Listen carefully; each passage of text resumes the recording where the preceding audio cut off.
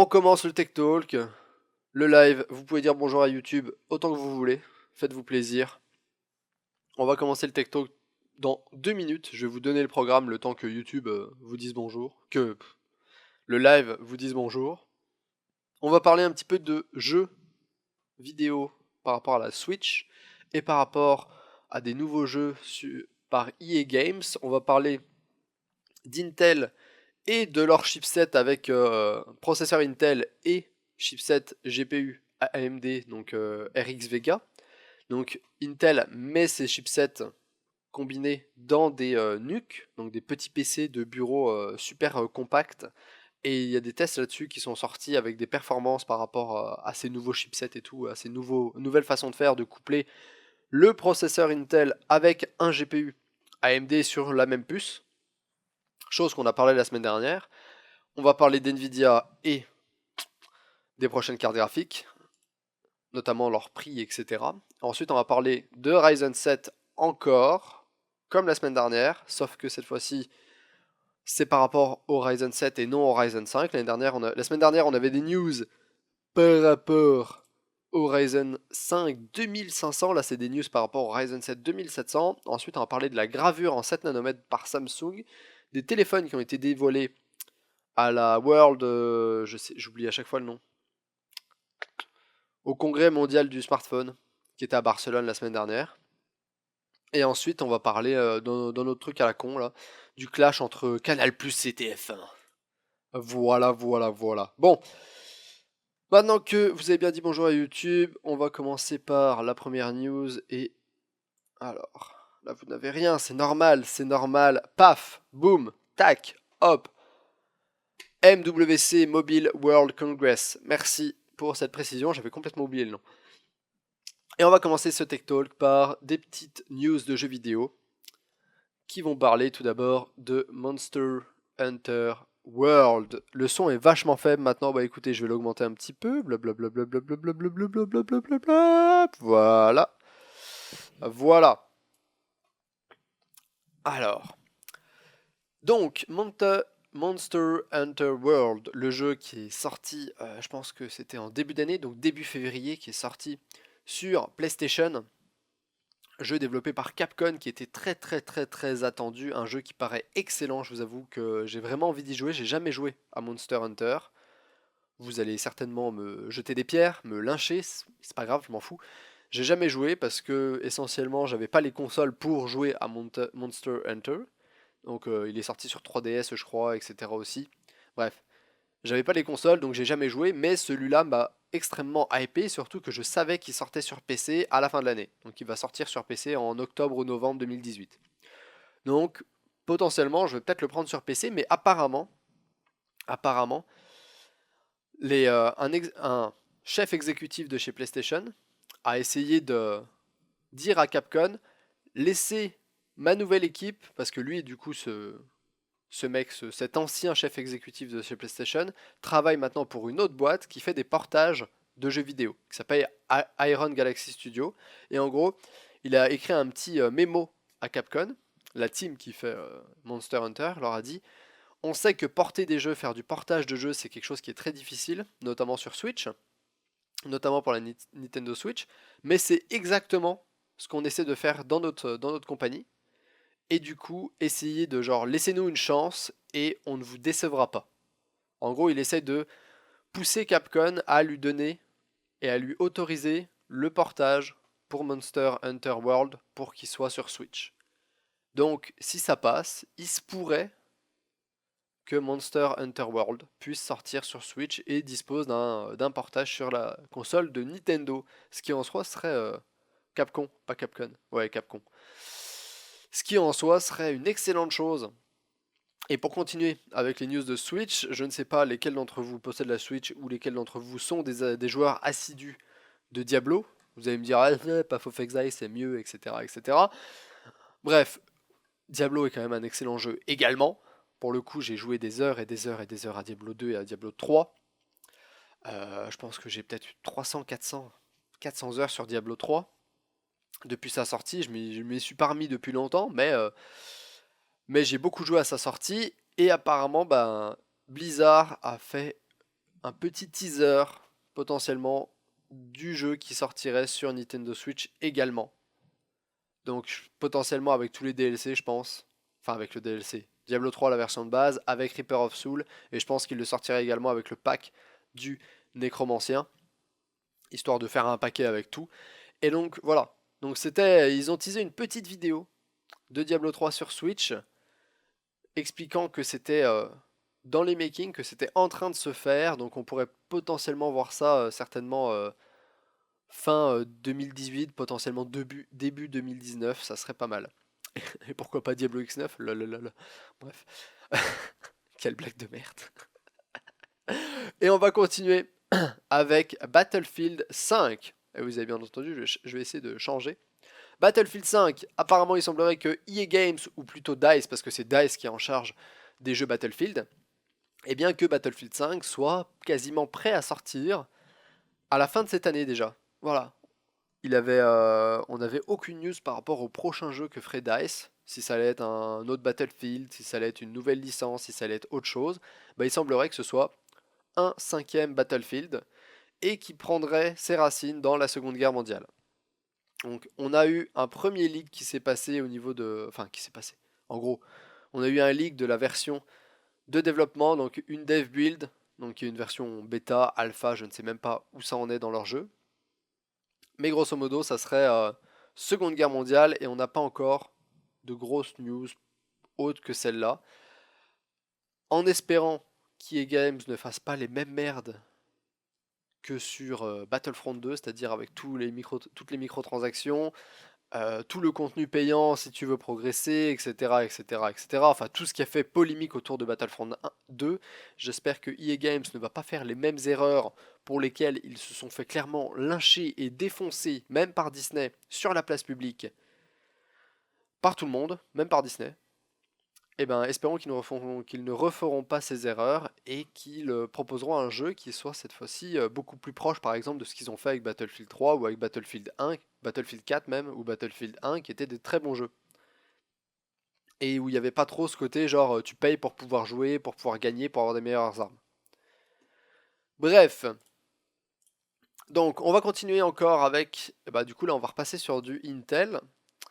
Vous allez voir que les news par rapport au chipset Intel avec des i7 de 8ème génération et des cartes graphiques Vega M, donc Vega mobile, c'est assez hallucinant au niveau des perfs. Donc on en parlait la semaine dernière parce que Intel va certainement sortir ses propres cartes graphiques, notamment parce qu'ils vont vouloir remplacer ce design ici dans lequel il y a un processeur Intel juste là, et ici un processeur graphique RX Vega avec de la VRAM juste à côté pour épauler le chipset graphique. Donc en gros, ils font un gros chipset avec un pros et une carte graphique sur le même chipset pour mettre ça dans des PC basse consommation, des trucs hyper compacts, etc.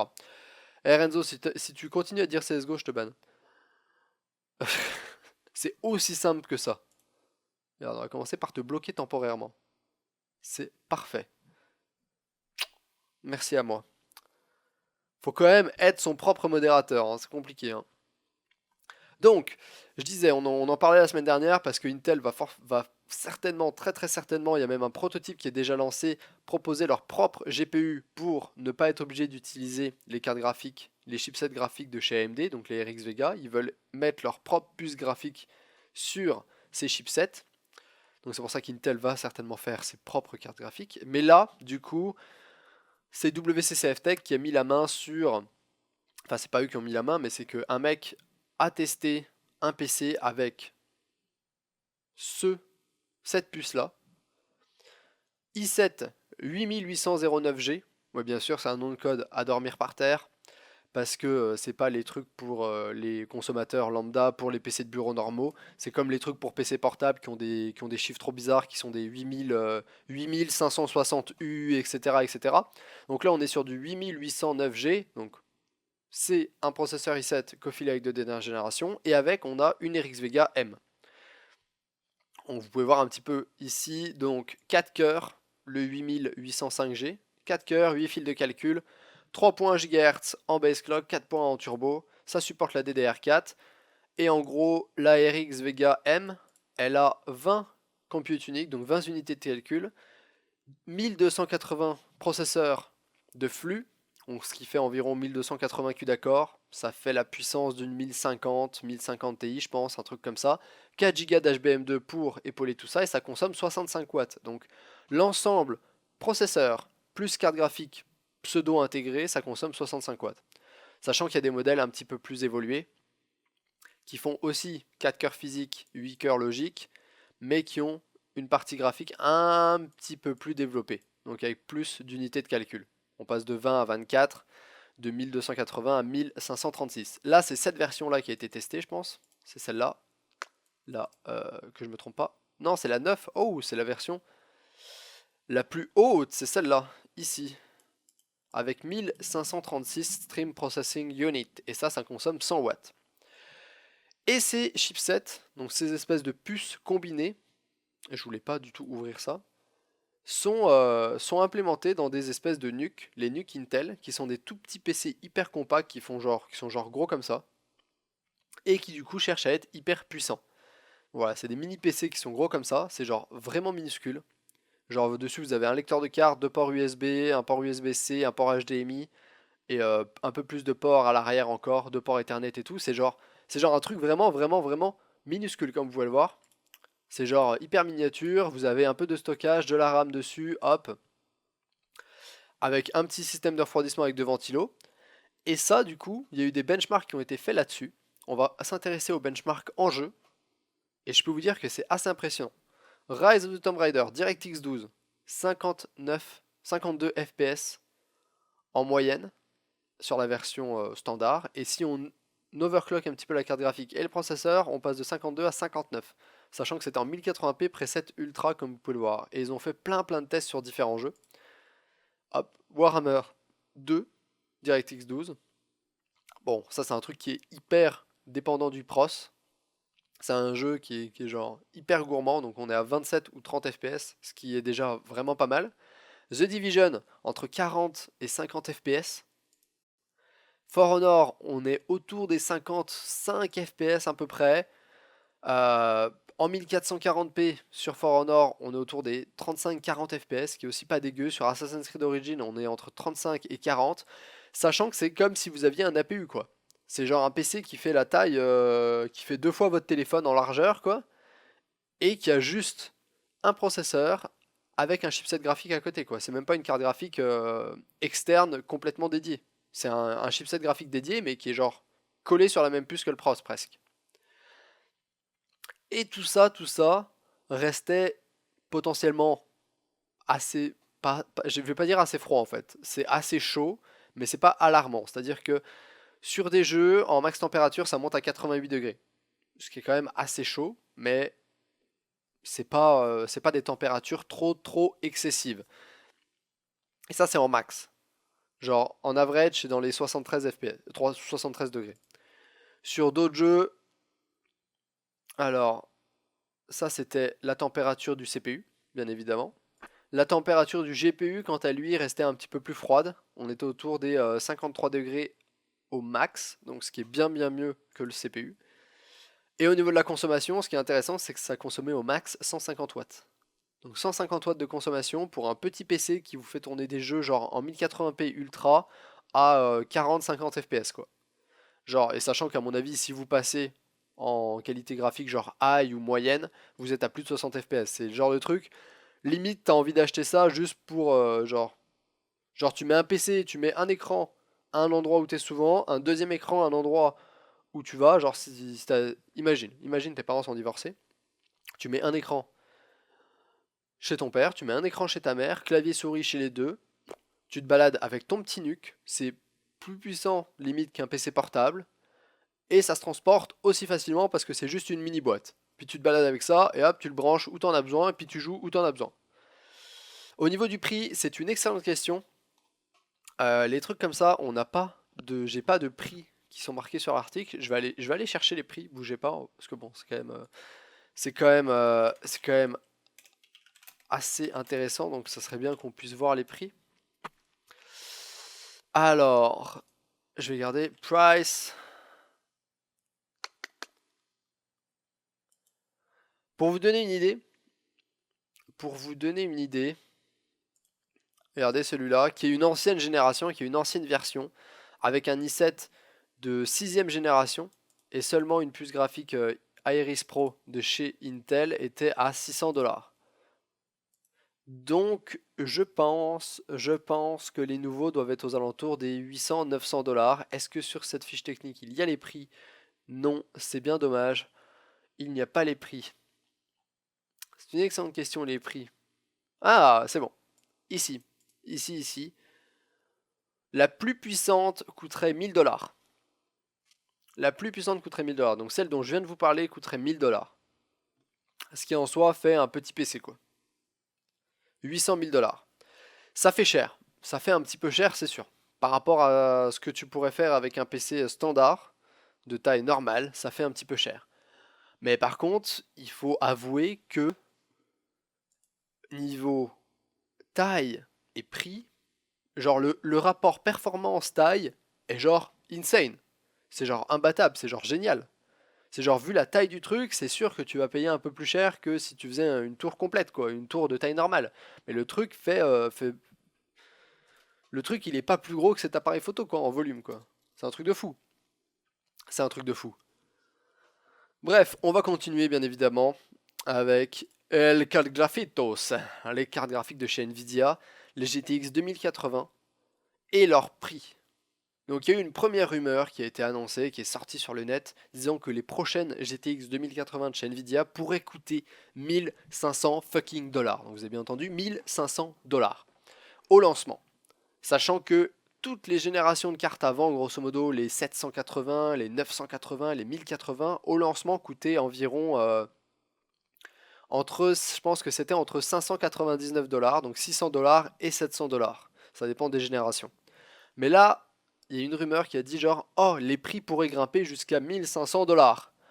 Well, c'est une rumeur, c'est à prendre avec un petit grain de sel, à prendre avec des pincettes, parce que c'est pas forcément vrai. Nvidia n'a rien dit là-dessus, n'a pas communiqué là-dessus officiellement et clairement. Genre, ils ont juste dit ouais, on va voir ce qu'on peut faire. Grosso modo, je vous résume en très gros ce qu'ils ont dit. Mais ils n'ont pas dit oui, les prix vont être aussi hauts, et ils n'ont pas dit non, les prix vont rester comme ils étaient. Ce qui se passe, c'est que forcément, avec toute la hausse des prix des cartes graphiques à cause des crypto-monnaies, c'est difficile de s'attendre à des nouvelles cartes qui soient placées à des prix aussi bas qu'avant. C'est-à-dire que les 1080 à l'heure actuelle, les 1080 Ti, sont des cartes qui, même à l'achat, vont coûter 1200-1300 € à cause de l'inflation des prix due à la crypto-monnaie, baisse des stocks, etc., etc. Donc ça serait très bizarre de voir Nvidia arriver avec une nouvelle carte, une 2080, qui potentiellement serait aussi puissante que 2080 en SLI, donc une carte qui serait genre limite 2 fois plus puissante que la 1080, et la placer à genre 700$, donc 700€. Ça n'aurait pas vraiment de sens, parce que du coup, tout le monde, tous ceux qui font des crypto-monnaies iraient directement acheter des 2080 quoi, en masse, et il n'y en aurait plus du tout pour les gamers. Et du coup là les prix des 2080, qui est la nouvelle génération que Nvidia voudrait vendre aux gamers, bah genre, fiou, montraient en flèche, et pendant ce temps-là, les 1080 et les 1080 Ti redescendraient, parce qu'elles perdraient de l'intérêt. Et reviendraient à des prix potentiellement normaux. Le truc c'est que, si tu mets des prix trop élevés également, Nvidia peut pas se permettre de mettre des prix trop élevés, parce que leurs cartes sont essentiellement faites pour le gaming. Nvidia le dit encore aujourd'hui, l'a toujours dit, leur marché ciblé, c'est pas les crypto-monnaies, c'est pas les mineurs. Nvidia font des cartes pour les gamers et pour le gaming. Et du coup, ils cherchent, ça par contre, ils l'ont annoncé, je cite, ils ont dit, nous cherchons à protéger les joueurs de cette folie des prix par rapport aux crypto-monnaies. C'est-à-dire que eux, c'est pour ça qu'on sait de sources presque sûres, grosso modo, que mettre des prix à 1500€, ça ne risque pas d'être le cas du côté d'Nvidia. Ils vont certainement pas faire ça, parce que ça serait des prix trop élitistes et trop hauts pour le marché gaming qu'ils essaient de viser et qu'ils essaient de protéger. Après, il faut voir si AMD arrive à matcher avec la concurrence, etc. Mais 1500$, ça ne risque pas d'arriver. Mais 700$, ça ne risque pas d'arriver non plus. Donc il faut pas s'attendre à avoir des cartes qui coûtent genre 2000$ ou machin machin. Faut pas s'attendre à avoir des cartes qui vont coûter comme avant. Il faut juste s'attendre à avoir des nouvelles cartes. Là, les nouvelles séries de cartes Nvidia vont coûter certainement plus cher que maintenant. Je pense que ça va être je pense que la 2080 va être aux alentours des 1000$. Je pense qu'ils vont se placer à 1000$. Qu'ils vont dire elle va coûter 999$, voire 1099$. Je pense que ça serait à peu près les prix. Et je pense que la 1070, enfin la 2070 se placera à l'ancien prix de la 1080, c'est-à-dire aux alentours des 700€. En gros, ça serait 700€ et 1000€ ou 800€ et 1100€. Ce qui fait déjà extrêmement mal, hein, parce que c'est une énorme hausse des prix. C'est genre une augmentation de presque 50% des prix, donc ça serait une augmentation de presque 150% des prix. Donc le prix passe de 700 à 1000. Ça serait gigantesque, mais on atteindra, à mon avis, pas du tout les 1500€. Parce que Nvidia ne peut pas se permettre de faire ça, et ne veut pas faire ça parce que ça ne suit pas sa politique de vente et ce qu'ils veulent faire au niveau des cartes. Genre à qui ils veulent vendre les cartes, quoi. Ils essayent, eux aussi, ça les fait chier que les cartes soient aussi chères. Eux aussi, ça les fait chier. Bref, par contre, ce qu'on sait de source sûre, c'est la date d'annonce de ces cartes, les architectures qui vont être utilisées et potentiellement les cartes qui vont sortir. Donc au début, on pensait que Volta viendrait après Pascal. Volta a été annoncé il y a pas mal de temps. La première carte Volta est sortie il y a peut-être 6 ou 7 mois. C'était la Titan V, donc sur un GV100, donc Graphical Processor GV100, donc machin machin graphique Volta 100, chipset 100, et c'était sur la Titan V, Titan V100, et Tesla V100 aussi. Donc Titan V100 et Tesla V100, deux cartes qui étaient essentiellement faites pour les serveurs et les trucs qui demandaient beaucoup de puissance de calcul d'un point de vue GPU. Donc pas vraiment pour les joueurs. La Tesla V100 équipe des serveurs, des supercalculateurs, etc. pour tout ce qui est simulation fluide, simulation certainement du rendu photoréaliste en 3D, en temps réel, etc. Enfin bref, plein de trucs hyper flyés qui demandent des puissances de calcul oufissimes. Et la Titan V, un peu près pareil, mais en un petit peu plus modéré, mais toujours pour des trucs professionnels généralement. Et on pensait que Volta allait être également l'architecture qui allait équiper les cartes graphiques gaming de prochaine génération. Mais Nvidia a révélé que pour le gaming, les GeForce allaient se baser sur l'architecture Turing. Ce sera Turing et non Volta qui fera suite à l'architecture Pascal. Et en gros, Nvidia garde l'architecture Volta pour les HPC, donc High Processing Compute, donc les cartes Tesla, donc les cartes qui sont faites pour les serveurs et pour les trucs hyper demandeurs en puissance de calcul. C'est-à-dire qu'ils ont genre dissocié un petit peu leurs architectures pour faire des cartes essentiellement professionnelles et pour les serveurs et pour les HPC et des cartes qui seront essentiellement pour le gaming. Avant, ces deux trucs-là étaient genre collés, étaient ensemble. Mais là, depuis la sortie de Volta, bah, en gros, Volta, c'est pour les HPC, les cartes Tesla V100, qui du coup va se faire suivre par l'architecture Ampère, pour Tesla Ampère 100, je pense, Tesla A100.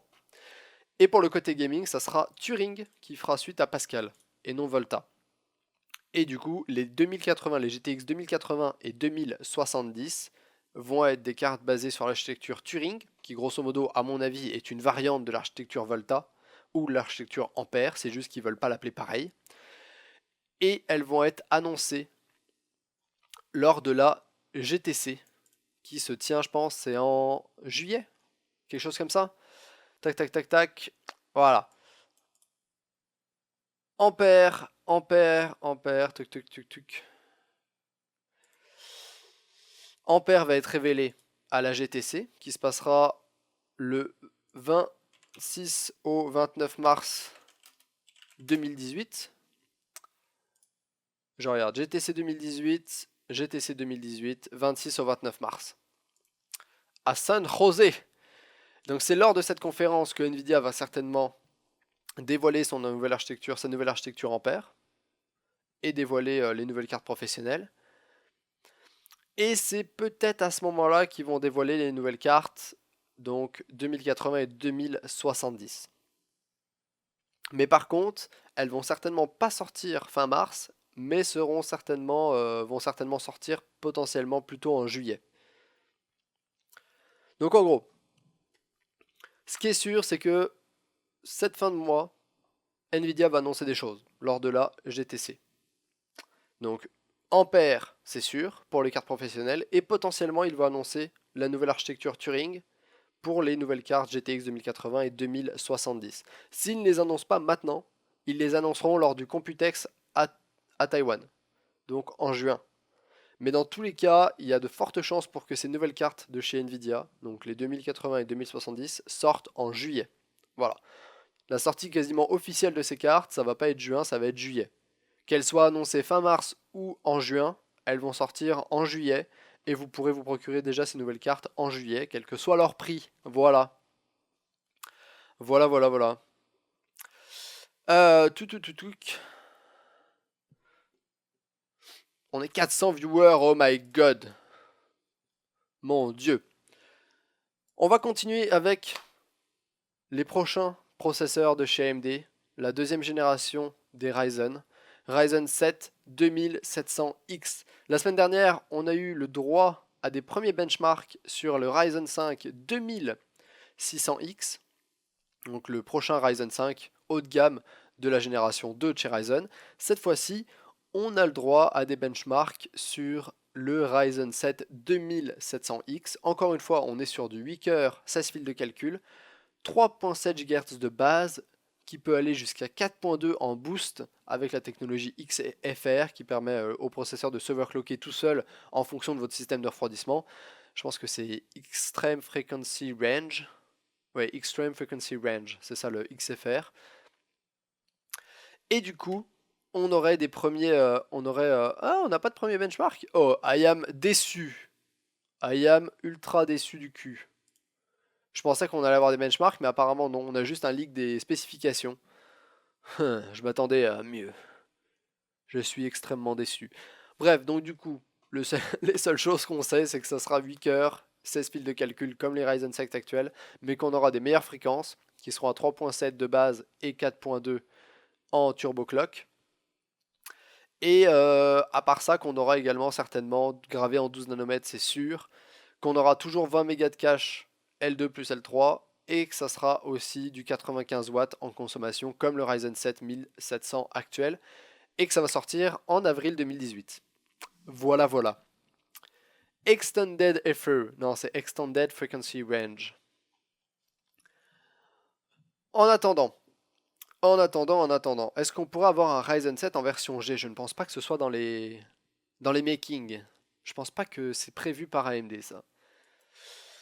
En attendant, on a une autre news par rapport à la gravure Samsung qui a investi des millions, des milliards, des tonnes d'argent. Je ne sais pas exactement combien ils ont investi. Ah bah 6 milliards de dollars pour un investissement initial de 6 milliards de dollars. Donc ça veut dire investissement initial, ça veut dire qu'il y a d'autres investissements qui vont suivre, qui vont certainement être aussi énormes que celui-là, pour proposer de la gravure en 7 nanomètres. Donc en gros, ils essayent de changer leur procédé d'usinage et leur procédé de fabrication pour justement pouvoir faire une gravure en 7 nanomètres et qui pourrait même descendre plus basse.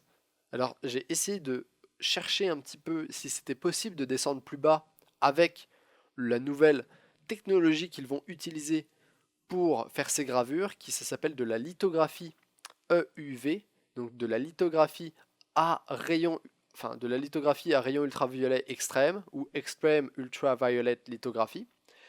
Et c'est un sujet assez compliqué et assez pointilleux. Je vous avouerai qu'il y a très peu d'articles qui en parlent mainstream. Il y a surtout des articles scientifiques qui en parlent. Le truc est breveté, etc. de partout, machin.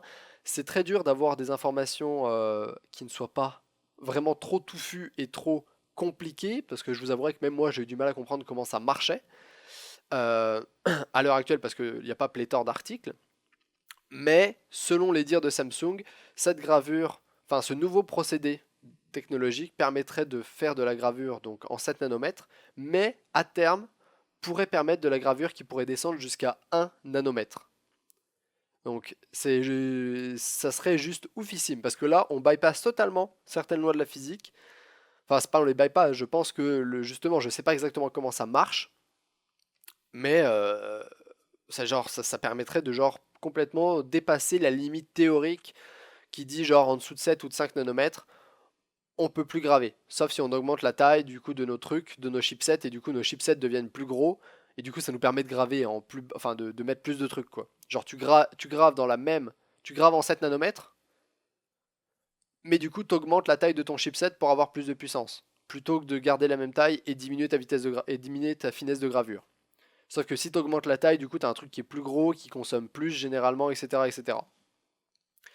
Bref, Samsung a posé les bases de ce nouveau procédé qui ils ont investi 7 milliards de dollars là-dessus, 6 milliards de dollars là-dessus pour la construction d'un site et d'une usine qui va utiliser cette nouvelle technologie avec une ligne de production dédiée qui est en Corée du Sud et qui va apparemment débuter ses activités au second semestre de 2019 avant de passer en pleine production en 2020. Donc du coup voilà, c'est ça. Les équipements de pointe devraient permettre au site de proposer des composants gravés en 7 nanomètres, mais aussi sur des nœuds de gravure plus bas. Ce qui est assez fou. Et comme je disais, Samsung a annoncé qu'il pourrait l'amener vers des nœuds de 3 nanomètres. Et je pense que ça peut même descendre encore plus bas. Et pour ceux qui me demandaient ce que c'était que le HPC, par rapport au serveur et au monde HPC, c'est High Performance Computing. Donc c'est ce que je disais, c'est genre des serveurs pour la puissance de calcul très haute. Donc voilà. Et par rapport à ça, Samsung s'est allié à Qualcomm pour faire cette gravure et pour réaliser cette gravure. Qualcomm, qui est un des géants en télécommunication, c'est lui qui fait toutes les puces pour téléphone, quasiment toutes les puces Snapdragon, ça vient de chez Qualcomm. Donc tous les processeurs de vos téléphones viennent de chez Qualcomm. Donc je peux vous dire que Qualcomm a une gros marché, une un gros, comment dire, une grosse entreprise, on va dire. Voilà. Ils ont un gros pied dans le marché du processeur et de la fabrication des CPU. Et du coup, comme je le disais tout à l'heure, ça peut pas ouvrir la voie vers le 1 nanomètre. Vers le 1 nanomètre. Parce qu'à l'heure actuelle, ils utilisaient du FinFET. Voilà, c'était du FinFET et on avait du mal à descendre en dessous de 10 nanomètres en FinFET. Et là, on passerait au 7 nanomètres en LPP-EUV. Donc c'est lipography extrême ultraviolet. Bon, je peux parodier la picture. On a un scoop, voici. On a un scoop. Voici la taille de la tube de Trump. C'est magnifique. C'est magnifique, c'est magnifique, vous êtes très drôle. Bon, cet article sur les meilleurs téléphones qui ont été dévoilés lors du Mobile World Congress à Barcelone la fin de semaine dernière, ou plutôt cette semaine, je ne sais plus exactement quand c'était, je pense que c'était le week-end dernier. Cet article est juste une excuse pour moi pour parler de l'encoche qui apparaît sur quasiment plein de téléphones. Donc on va dire oui, il y a le Samsung Galaxy S9 qui est sorti, blabla, un très bon téléphone, blabla, vous en avez entendu parler, le S9 Plus, hop, et capteur photo genre génialissime, les nouveaux téléphones de chez Sony qui ont l'air pas si mal que ça, le Zenfone 5 de chez Asus, et là je vais m'arrêter là. Là je vais m'arrêter sur celui-là parce que l'article j'ai choisi essentiellement, pas forcément pour parler des meilleurs téléphones qui ont été dévoilés, parce que pour moi il y a juste, il y a le Zenfone 5 qui est plutôt bon, il y a le Galaxy S9 qui a été dévoilé, mais à part ça, il n'y a pas grand chose de fou qui ont été dévoilés. Le Vivo, puis certains téléphones LG. Mais je voulais surtout prendre cet article pour parler de ça. De ça là. De ça là. De cette encoche. De cette encoche que tous les téléphones, ou la moitié des téléphones, commencent à reprendre. Cette putain d'encoche de merde. Cette bordel de merde, cette encoche à la con. Genre, en plus, c'est la première fois, je pense, c'est la première fois que je regarde une vidéo de Léo Duff et que je suis totalement d'accord avec tout ce qu'il dit. D'habitude, il y a toujours un ou deux trucs sur lesquels je suis pas d'accord. Ce qui est bien. Mais là, c'est la première fois que je regarde une vidéo et je suis absolument d'accord avec tout ce qu'il dit. Parce qu'il a très bien résumé la chose. C'est genre, Apple a fait une encoche. Les trois quarts des gens veulent faire des encoches. Genre, tout le monde a critiqué l'encoche d'Apple.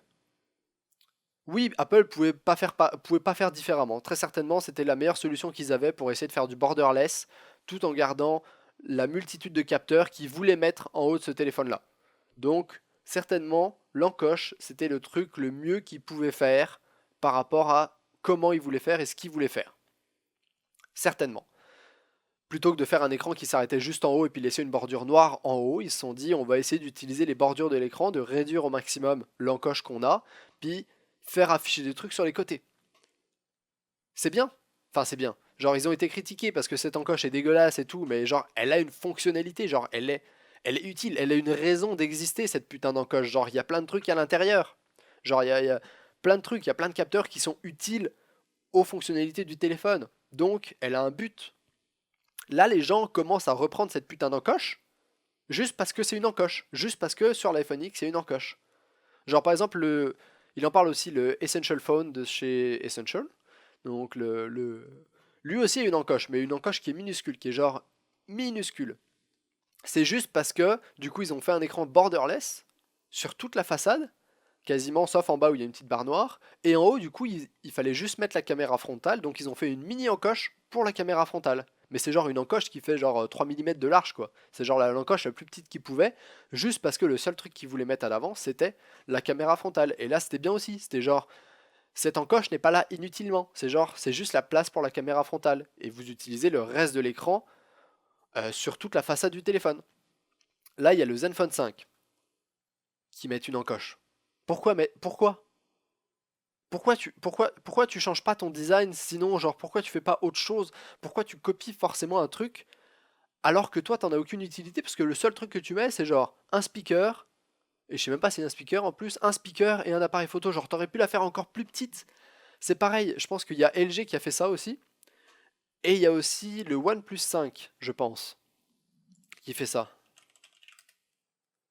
Encoche, j'ai regardé.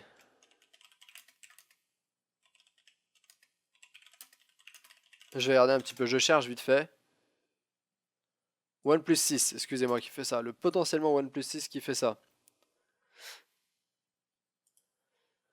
Oppo R15, OnePlus 6. Il y a quoi d'autre comme téléphone qui font ça? Le LG G7 également apparemment. LG G7, je cherche vite fait, hein. Je sais plus, j'en ai vu d'autres qui reprenaient cette même encoche à la con là. Aussi d'autres marques un peu moins connues. Des marques chinoises et tout un peu moins connues, mais les plus flagrantes, c'est l'Asus Zenfone 5 et le OnePlus 6 et un autre téléphone de chez LG, je crois bien, qui reprennent cette encoche pour aucune bonne raison. Huawei P20 pour peut-être l'avoir aussi. Tu vois, c'est genre, les marques veulent juste du genre, du, du free PR, donc de la représentation produit gratuite. C'est genre tout un truc de marketing, ils veulent juste du marketing gratuit. Genre, parce que dès qu'un mec va voir, ah, il y a une encoche sur ce téléphone-là, ça va leur faire penser à l'iPhone Plus, à l'iPhone X, l'iPhone Plus, à l'iPhone X. Et du coup, c'est comme si tu avais genre, on parlait de ton produit juste par l'intermédiaire d'un autre produit. C'est genre, on te fait de la pub gratuitement parce que ton téléphone a une encoche et que ça rappelle l'iPhone X. Je sais pas si vous voyez un peu ce que ça veut dire. C'est ça, l'encoche fait vendre parce que ça rappelle l'iPhone X.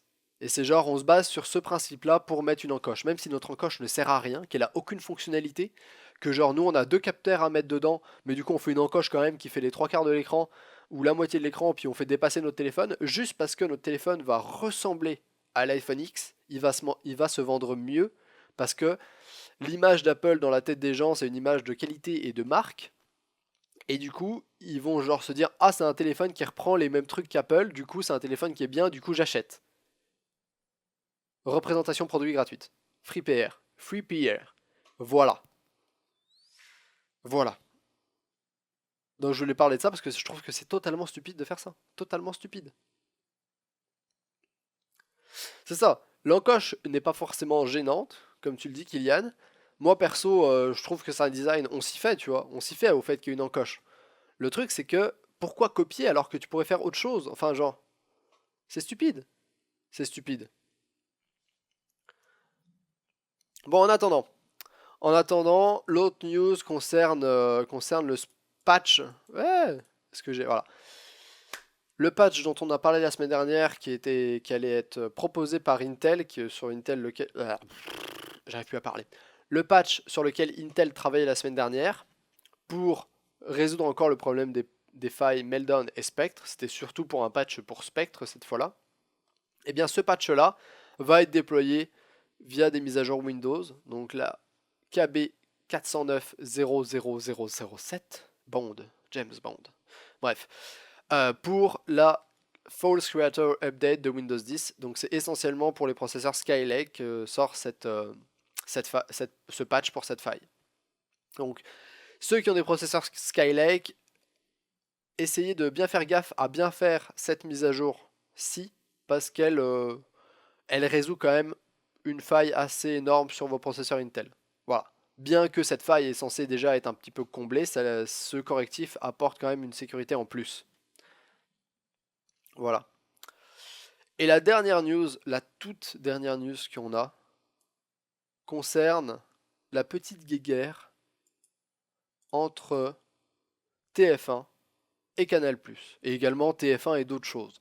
En gros, TF1 oblige les autres chaînes, donc qui diffusent leur contenu, notamment genre Orange, Free, SFR et tout, ils obligent toutes ces personnes, enfin toutes ces compagnies-là, à payer un droit de diffusion de leur émission et de leur chaîne. Donc en gros, TF1 oblige Free, qui détient Canal+ aussi, parce que Free c'est le groupe Vivendi. Vivendi possède Canal+ notamment.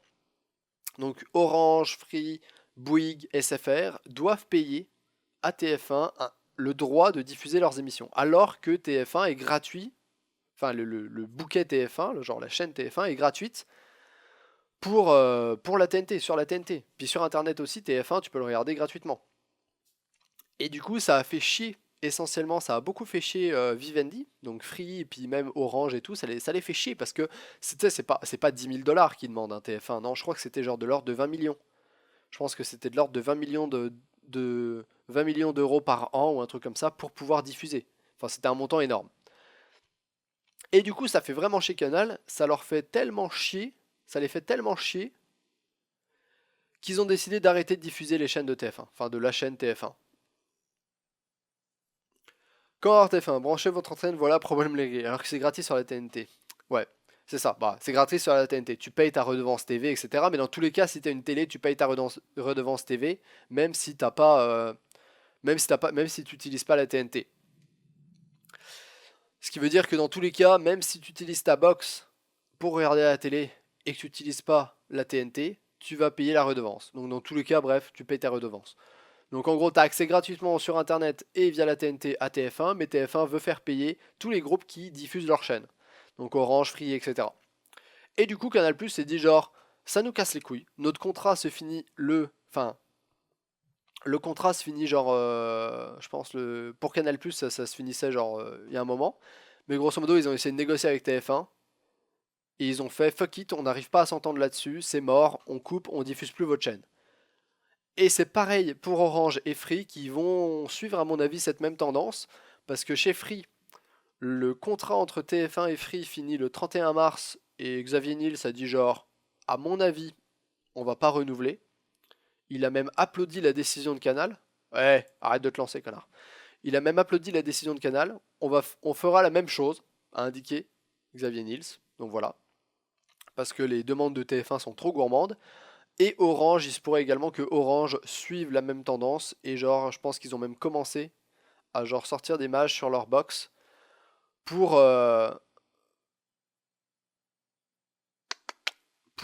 tac tac tac. Orange, qu'est-ce qu'ils font? Orange, ils savent pas. Orange, ils ne savent pas.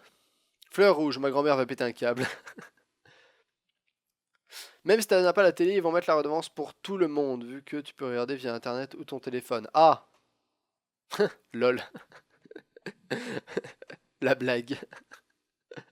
La blague. Comme s'ils payaient pour Genre, oui, tu payes pour tes infrastructures internet, mais c'est pas pareil. Enfin, genre, non. Genre, oh mon dieu. Déjà, ils ont viré le replay sur la box sur Orange, c'est moyen. Enfin, genre, Orange commence à virer les trucs de TF1 de leur box, de leur live box. Donc voilà. Voilà, voilà. C'est